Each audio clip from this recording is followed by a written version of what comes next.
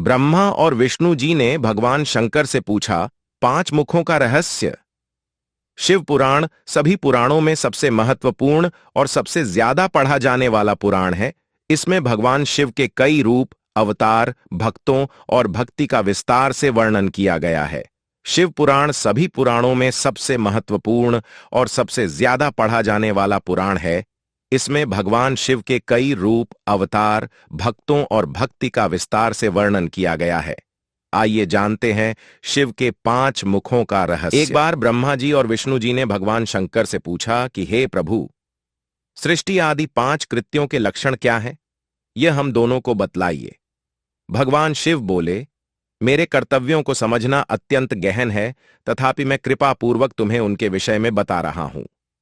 हे ब्रह्मा और विष्णु, सृष्टि, पालन, संहार, तिरोभाव और अनुग्रह, यह 5 ही मेरे जगत संबंधी कार्य हैं जो कि नित्य सिद्ध हैं।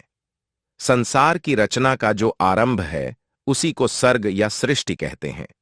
मुझसे पालित होकर सृष्टि का सुस्थिर रूप से रहना ही उसकी स्थिति है, उसका विनाश ही संहार है। प्राणों के उत्क्रमण को तिरोभाव कहते हैं, और जब इन सब से छुटकारा मिल जाता है तो वह मेरा अनुग्रह है। इस प्रकार मेरे 5 कृत्य हैं।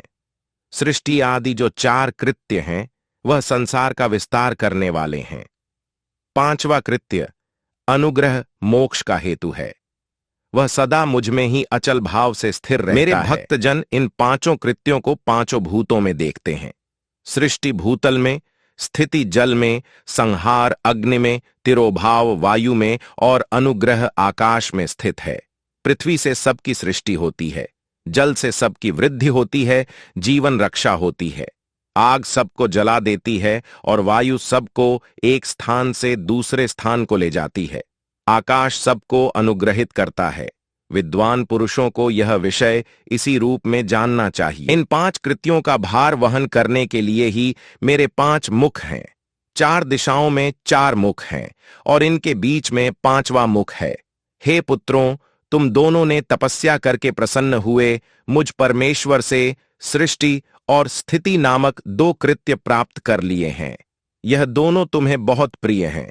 इस प्रकार मेरा विभूति स्वरूप रुद्र महेश्वर में 2 अन्य उत्तम कृत्य, संहार और तिरोभाव, तुमने मुझसे प्राप्त किए हैं, लेकिन अनुग्रह नामक कृत्य दूसरा कोई नहीं पा सकता।